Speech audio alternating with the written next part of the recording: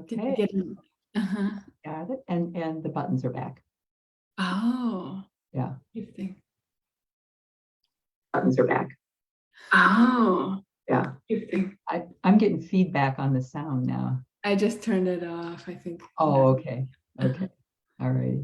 So we're Mm, ready to go? we are. Okay. Okay. Well, I'll introduce you first. This Okay. is This is Yulia Azriel I'm sitting here with. She's a wonderful healer that I've known for several years. We're really good friends, have spent a lot of time working together spiritually on our own lives and our own selves. And I just have a tremendous amount of respect, Yulia, for what you're doing in the world and for your focus on helping women wake up to themselves as healers and really embrace that. And just the joy you bring to your work and you help women and men bring out in themselves. So Mm, thanks for being you in the world. thank you, Laughing Woman. And Mhm. so I remember some of our early conversations long time ago, and the wisdom that you always share and emanate and just comes out of you so naturally. I always feel you have such a depth of understanding of humanity and divinity and the whole spectrum of this human journey. And as a shaman, I always just feel so, I admire you in a deep, deep way. Thank you. It's such a, yeah, all the rituals that we've been a part of, co-created and participated in, it's just always such a deep journey and experience of reawakening every single time. Yeah, it is. Well, let's talk a little bit about being healers and why we love doing this and all that kind of stuff. So could you talk a little bit about how you noticed the very first beginnings of awareness you had of yourself as a healer? Mm. It's interesting when I think about it, I didn't have the concept of a heal. The word healer didn't still in my consciousness didn't exist. I didn't identify as a healer, but I do remember first instances. It was so I was doing yoga for a while. I was practicing yoga and meditation. And there was one day when my very first yoga teacher, Winnie, who you might know, who lives in Bloomington, Winnie Edgerton. Yes, I do. Yes. Yeah. So I came to her class. I've been coming to her classes, and there was one time when I came, and she told me, "Now you're teaching today. You're teaching today." And there was a moment where I was terrified, a terror and panic, but then there was like something shifted, and I just closed my eyes and okay, I don't know what's gonna happen, but let's see. Mhm. And I just remember knowing how to go to that place of quiet and deep connection with my body. I was shocked what words came out of me because I've never taught before yoga or anything, and I'd never guided in that way. But I just remember there was a incredible wisdom that was coming, and I was surprised at every word that came out of my mouth. Uh-huh. So that was one of the first instances where I, first of all, going to that place myself, knowing that there is an inner healer that can do magical things inside of me. And then kind of stepping into this place of, oh, there's a wisdom that knows how to guide others to that place. Uh-huh. Yes. And it's not about me, it's really about the more and more I embraced it, I realized that it's really not me who I considered to be the healer, this little me who I thought myself to be, but there was so much guidance and wisdom coming through me. All I had to do is get out of the way Mm-hmm. and Mm-hmm. surrender to that powerful force coming through. Yeah. Yeah. Oh, wonderful. I'm curious, Laughing Woman, do you have a moment like that? One moment where you can really recall? Um, I'd say my awakening to myself as a healer was this really gradual process where when I was in my teens and early 20s, I was the typical kitchen table counselor to all my friends. And I always wondered why I was always talking to people about the things that were troubling them about life, but I was really good at helping them. Mm. And as the years progressed, I was working as an accountant, which paid the bills but wasn't very satisfying. And I decided I wanted to be self-employed. So massage therapy was available to me, and it was easy for me to step into. So that's what I did. And then I had a client who was also seeing a psychotherapist for childhood sexual abuse. And she went into a flashback on the table with me one day. And I just held steady and kept working with her body and stuff. And she came right back out of it. And she was shocked because when she'd gone into flashbacks before, she'd always been in them for 3 or 4 days. And this was like less than 5 minutes, and she was back out and she felt great. And so she and I continued working together, but that was really the moment where I was like going, there's something more going on here than what I think there is. And so I can't say that I had the word healer either at that point. I was a massage therapist. That was all I knew right then. And the rest of what's grown into my work as a healer really developed over the coming years. Mm. Mhm. Mm-hmm. Beautiful, beautiful. Yeah, I can relate. I think for most of us, our beginnings as healers are in mainstream cultures. and indigenous cultures. It's a little different, but in mainstream cultures, I think our awakening to this is pretty gradual. Yes. We can only see it in reverse sometimes. Oh, In yeah. retrospect. Yeah. Mm-hmm. Yeah. So when you were new working as a healer, what made you a little hesitant about fully embracing all that you felt bubbling up and wanting to come out in you? Mm. I doubted. Doubt. That's the main thing. I doubted that I could really help someone. I Mhm. didn't think I could. Yeah, that I would go back into that like sense of my own separation, separate from the wholeness, Mhm. and feeling whole on my own, and just feeling like, oh, I'm the little me. Who am I? I had all this imposter kind of thoughts. Yeah. Who am I?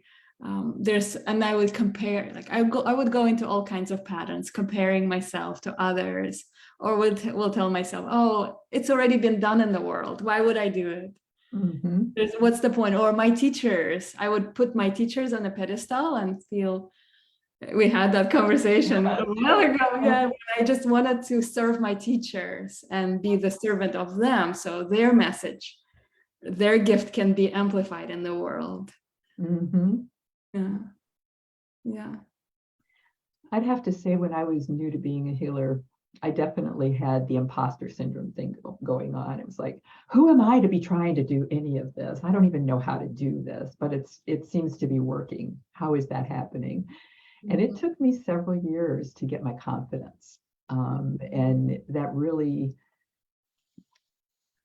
it was hard to embrace. I was confident about all kinds of things in life, but this piece of being able to actually help people transform their lives and do it relatively effortlessly, because that's a big thing for me. Is I don't like long processes myself.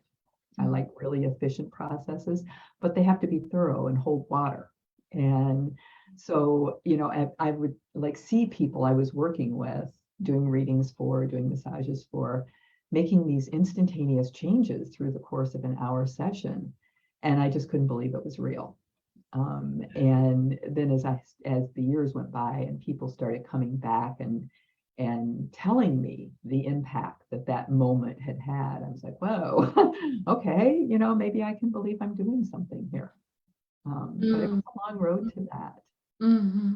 It's hard to believe for me now that you talk about that you had an imposter syndrome. Yeah, Like, yeah. Well, by the wow. time you knew me, I was way over that one. So I like, while we're talking, I know a lot of women, emerging healers, are watching our conversation. I would love to, any of you who are watching, to comment in the comments.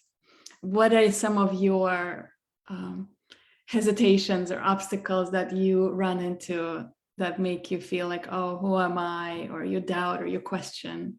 I don't have And enough training. I don't have enough I, skills. yeah, I need to take another certification. That I was on that Mhm. for a really long time in another certification. And when I get this certification, Mhm. somehow I'll feel more qualified. Yeah, yeah. I remember one of my first real teachers with this. She was a massage therapist at a center that I was working at the time. And I kept talking to Sue about the fact that I just don't feel like I know enough. And she said, they don't offer PhDs in this. You just have to do it. I was like, oh, you mean I can't like go to school and just take a course for a year or two or four and come out an expert? And she said, no, the proof is always in the pudding with this kind of work. And you'll see the results. And Yeah, that's what will tell you you're doing it right. And yeah. that was really hard. It was hard to take that in. And even today, I mean, that when I started this was in the 90s, the very early 90s. But even today, where there's massage schools and there's schools for Reiki and this and that and the other, there still isn't anything that's recognized like an engineering degree or a medical degree. Mhm. Where people, you can hang it on your wall and people instantly go, okay, you know what you're doing, you know. Yeah, we're going upstream and changing the culture and Yeah. changing the paradigm. We're way showers of a different reality, of different Yeah, way and that's the value essence system. of what it is to be a healer. It's to help people open to new realities. Yeah, yeah. Yeah. So how long did it take you to get past that feeling that you weren't for real, that you were an imposter or you weren't effective or whatever it was? Oh my gosh, how long? It took me a long time. It's not, it wasn't like you said, it's a gradual process. And Mhm. for me, I feel like it's every time, every single time that I face that. It's like it's my own wounding of I'm not good enough. And I embrace that wound as my medicine. Mhm. And Mhm. I wouldn't say that it's completely gone. To become 100% honest, it's not gone. But Mhm. I move through it every single time. Yeah. Yeah. Yeah. And it's kind of like this every moment, every time there's a breakthrough. And that's like this victory. Yay. Uh-huh. And every single session with the client or every retreat that I host, and it's usually prior that feeling like I don't know what I'm doing. But then when I'm there, when I'm holding the space for a client and or sitting in a circle with women and or right here with you, it just feels so natural. Mhm. It's in the moment. When I'm in the moment, everything, like all the doubts, all the questioning, it's gone. Yeah, good. Something takes over, the prana, the life force, the healer within that healer takes over. Yeah, And the yeah, right words come, the right inquiries. I just know exactly what's appropriate in every moment. yeah, yeah. How about you? Do you feel like I would have to say that for years now, I haven't questioned what's gonna, whether I can do it, whether it's gonna work. But for years I did. But now, I've been doing this work for, well, it's been close to 35 years. Um, and so I did have a long period of time. I'd have to say the first 15 years I wondered how effective this really was, especially when I was doing primarily energy work and shamanic, soul retrievals and working with people's minds and their energy, things that weren't tangible, like a muscle that relaxes. Um, and so it took me quite a while, but once I got through it, I really was through it. I was just like, well, who am I not to do this work? And that was a real shift for me to step from the humility of saying, who am I to do this? Look at all these people that are doing this on the world stage and stuff, and who am I? To step from that to recognizing I got this gift that lives in me and I've developed it and it keeps developing. Every session I have with a client, something new comes up because every session lives uniquely in that moment. And I address it. I know how to do this. Who am I not to give the world my best? And this is where I'm fully alive. So when I made that shift I'd have to say that was at least 15 years ago. From there forward, I don't have those battles with myself. My Mhm. battles with myself are more like, am I willing to allow myself to retire at some point? I've lived a very purpose-driven life, you know? Yes. Yeah, this is like so beautiful. I feel like this is what my personal mission is, to help women who are called on to be on this path as a healer, to live like you are, Mhm. where you don't really like, there's no point of retiring. Of course, you'd like to retire, but this is such a joy for you, and it's so deeply meaningful and purposeful. And it's such an integral part. It's such an Yeah. integral part of my being. You know, even before I was working as a healer, or even before I was an adult, I was doing healing work. I just didn't know that's what it was. Yeah. Yes. Mm. Yeah. Hmm. So, what inspires you about being a healer? Hmm.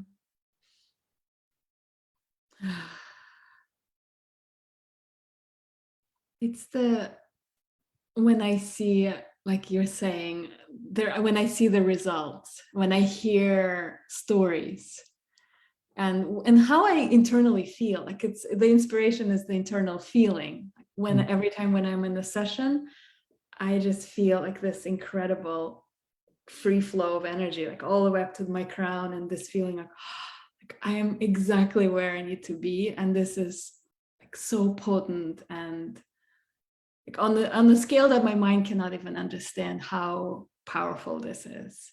And when Mm. I see then later, like today, I saw someone posted on Facebook the story from 2 years ago, and how much the training that she was a part of with me changed her whole life at the perfect time, how everything shifted. And I'm like, oh my gosh, that's why I'm doing this. That's why I'm inspired.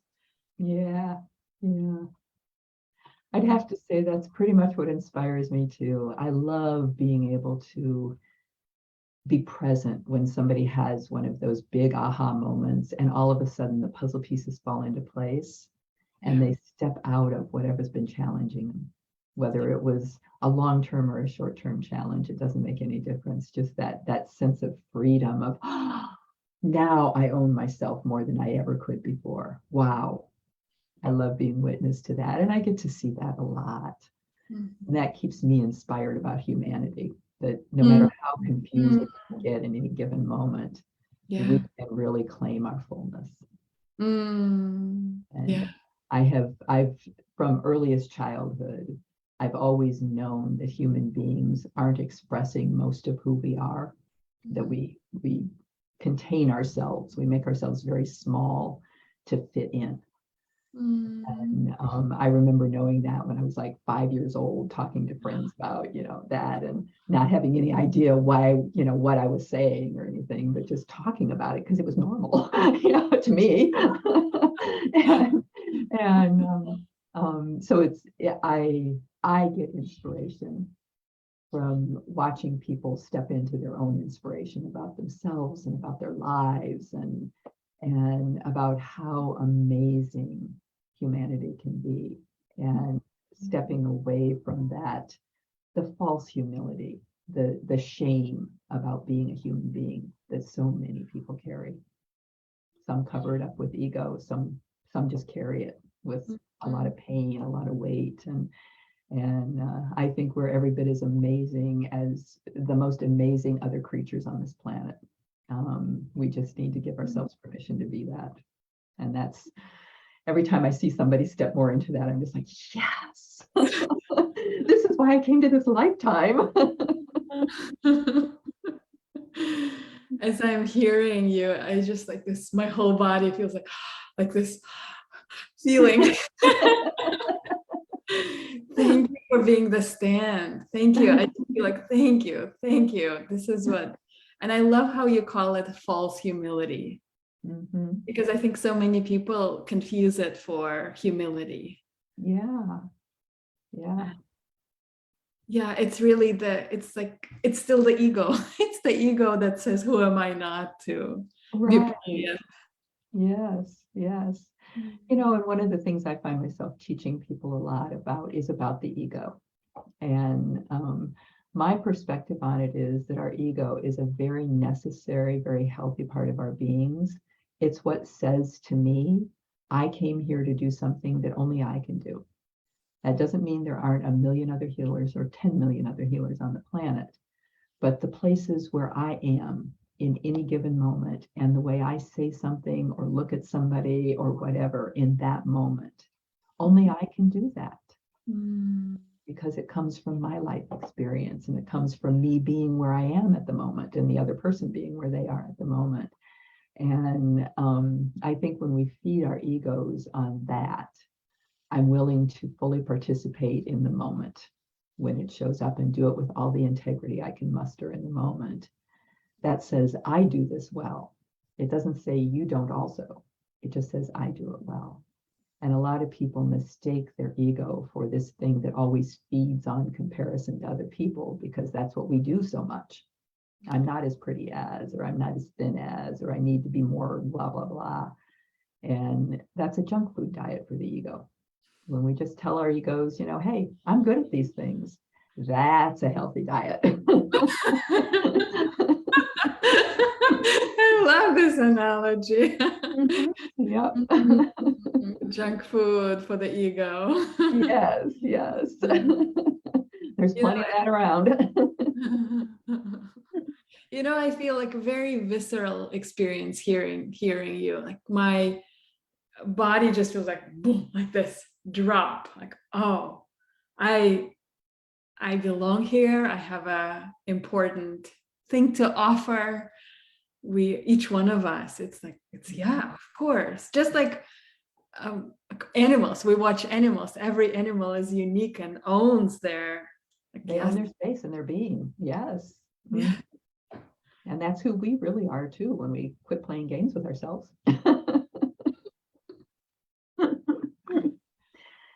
So how did you figure out that being a healer is your life's work?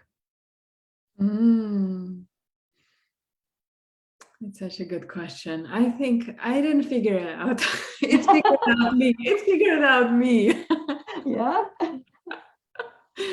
You know, it's the feeling. Again, like I'm very much a feeler, and I base things that like decisions, whatever I do, based on the feeling. And I know when it feels like, yeah, it's the yes, it feels right. There's this feeling of aliveness and expansion. And when I have this expansion feeling, I know that this is my path, that this is the true path. And when there's a feeling of smallness, what we're talking about, that false ego feeling, it's a sense of contraction.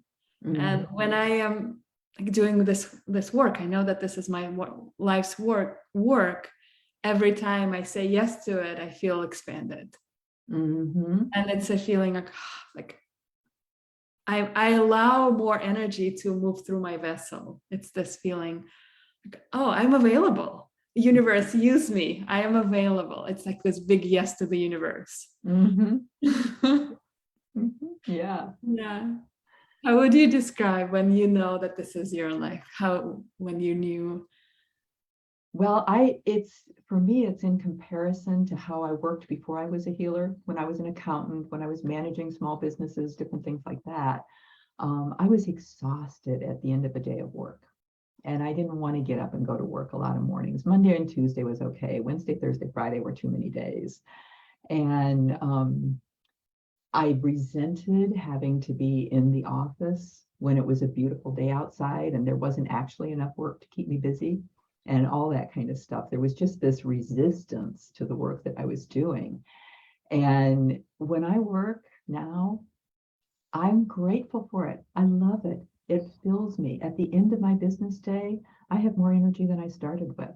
And that tells me this is right relationship to work for me. This is really what I came to do. My everything about me aligns with this and becomes fuller as a result of the work I do, rather than becoming depleted by the work I do.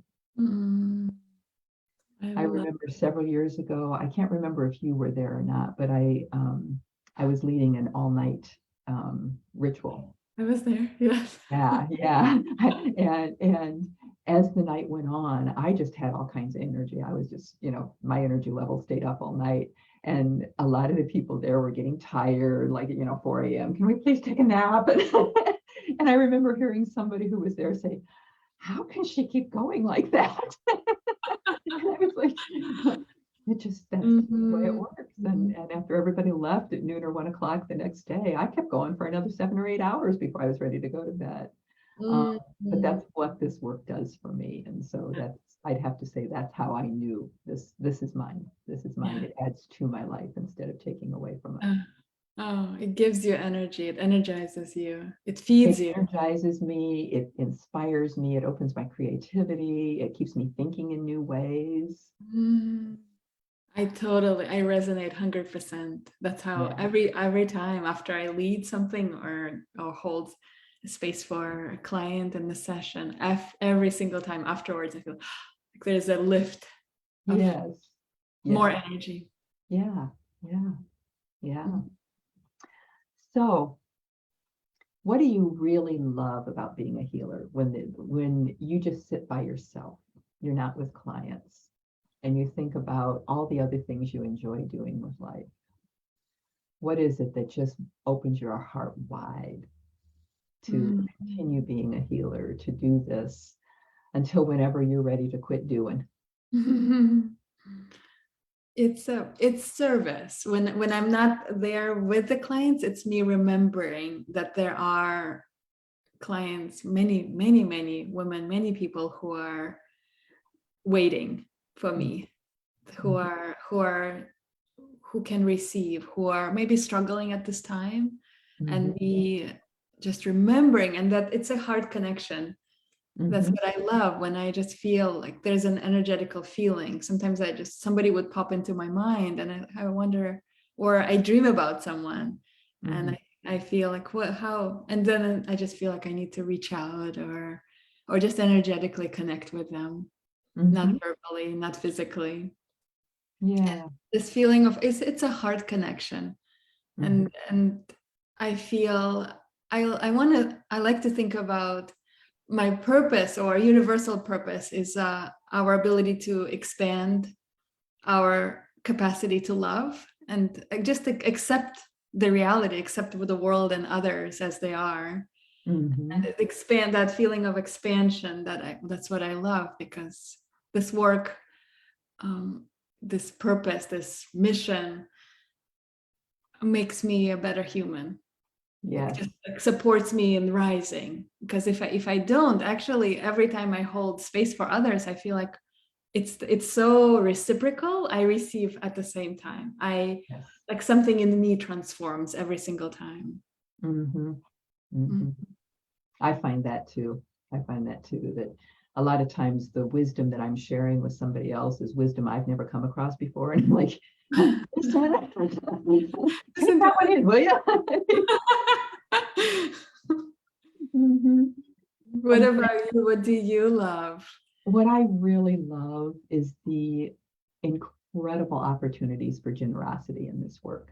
Mm. Um, even though I charge a fee for sessions like we have to do these days to be able to devote our time to this instead of some other way of making a living, um, I freely give away sessions when I feel that the need or the reason to do so is there. Um, I feel like it's opened my heart more to all of humanity. And so I find myself being more generous to everybody. Mm. And one of the things that I do is I work in the dream time a lot. And my dream time work is always, it's just a giveaway. I just do it. I just do it. And I've found frequently that anytime I've had a session with somebody, that connection is there. And quite often I'll hear from them later, hey, you popped into my dream the other night and you told me blah, blah, blah, blah, blah. And I'm like, oh yeah, I was out there doing that again.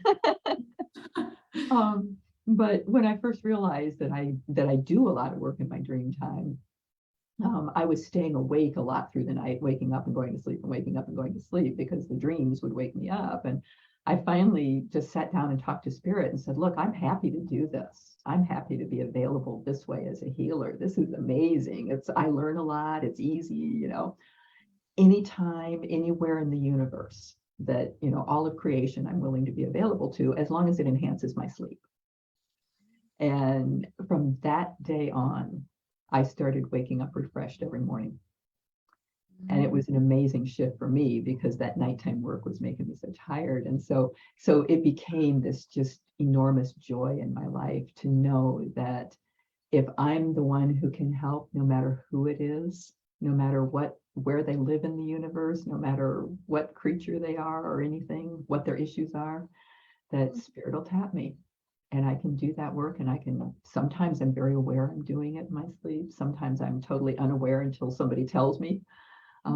But I have these amazing awarenesses come to me as a result of doing that. But I also love the fact that pretty much on a daily basis, I'm just out there doing pro bono healing work for wherever it's needed throughout time and space. It's just amazing to me that that's possible, and the tangible results of it show up on the physical plane now. It just blows me away. Oh, wow. Yeah. So that's a fascination for me. I'm like, I will never stop doing that. It is fascinating.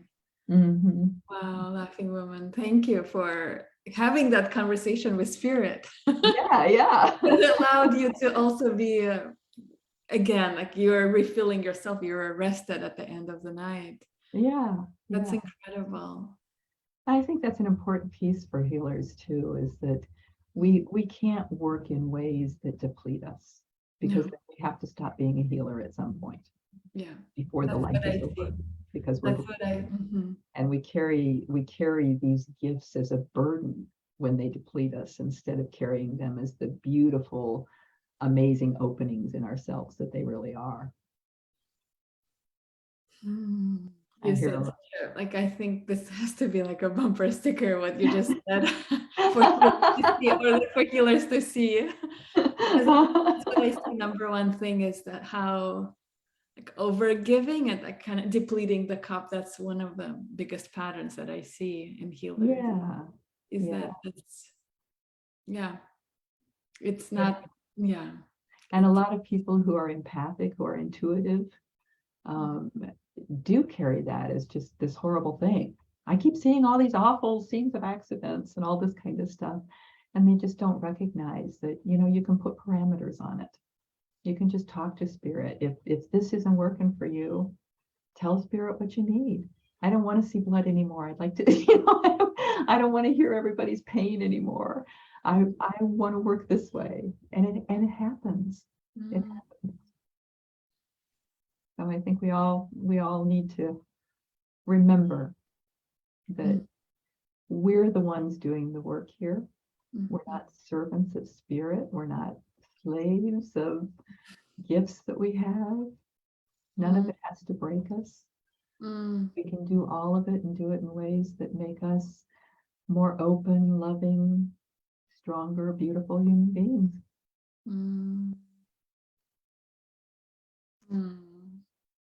So beautiful. I just feel like such loving permission to allow healing gifts to be this like uplifting force for everyone.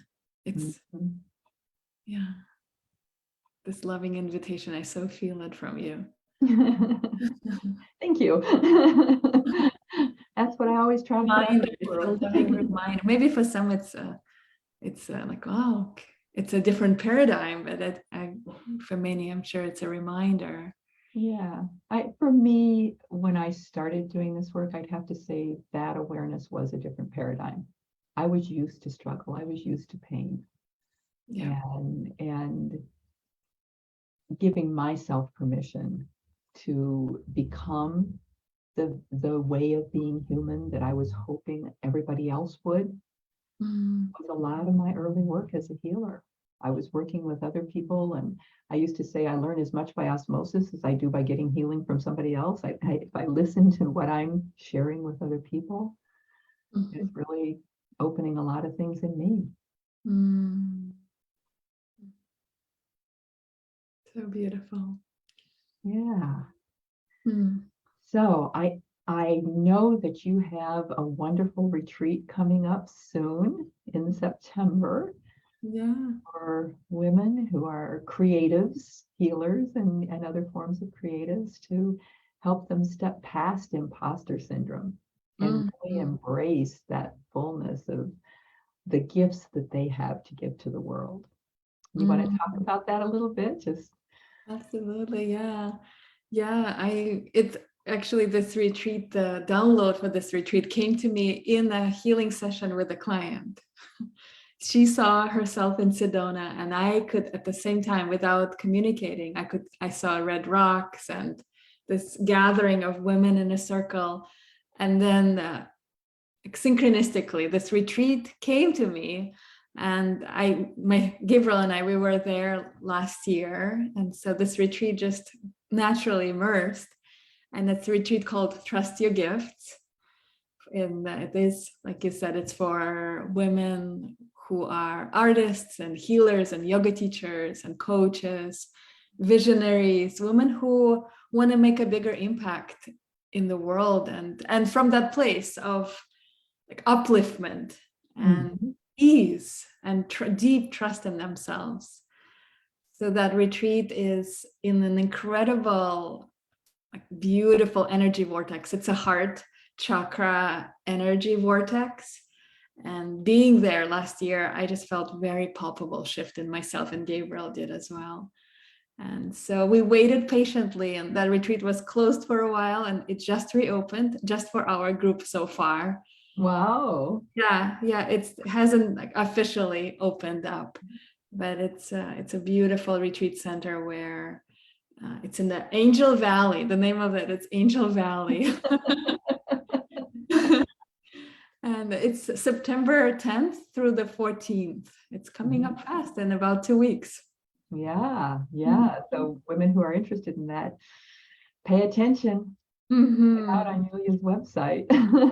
I'll put, once we finish, I put the link right under our video. Wonderful. Yes. Yeah. Good. Well, is there anything more you're wanting to talk about today? I feel inspired. I prepared your tarot cards. I wonder, uh, would you be inspired if I pull a card and you offer a mini reading for everyone Absolutely. for this Yeah. moment? Yeah.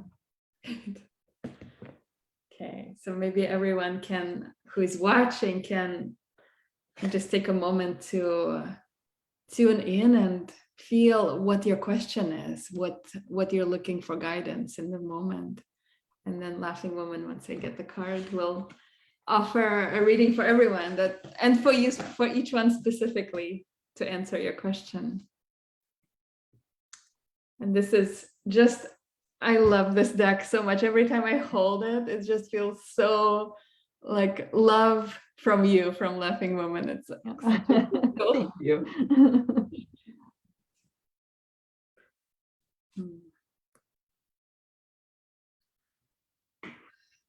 So this is what they look like.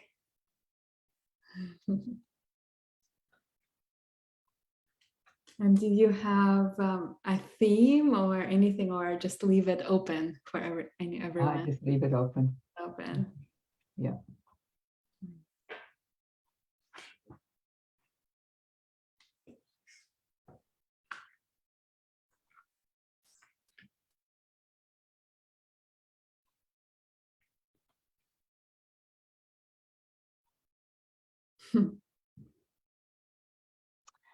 Two of Earth, gentleness. So for all of you out there, Yulia and everybody else who's listening there, this card is speaking of really embracing the gentle rhythms that are natural to life. Being with yourself the same way you would be with your most beloved person or other being. Let life flow through you instead of trying to decide what you have to force it to do. Breathe, feel the earth, feel her gentle heartbeat, and let that be your guide. Mm. Mm. It feels such a potent, beautiful message. Wow. Mm. Mm. Thank you, Laughing Woman. What is the symbology of the two elephants? The two. And the elephants At the are one of the heaviest, most grounded animals on the planet. Their feet Mm. are on the ground, their feet are on the ground. Mm. Mhm. Mm. I love it. Mhm. Feels really just perfect. Yeah. The gentleness of the earth. Mhm. Mm. It's so synchronistic. Also, the name you said, Gentle Heart, that's the name of my business. Yes. It is. I didn't even think about that. Um, is there anything you would like to, like anything, any wish that you want to share with people who are watching us now or on replay? For all of you who know that there's more to you than what you're expressing in the world, I want to say get out there and express it. Believe in yourself. Mhm. You're the only one who can do what you're here doing, and you will do it beautifully. And you'll have some awkward moments. You're unsure of yourself in doing it. And it's okay. That's part of your journey as a human.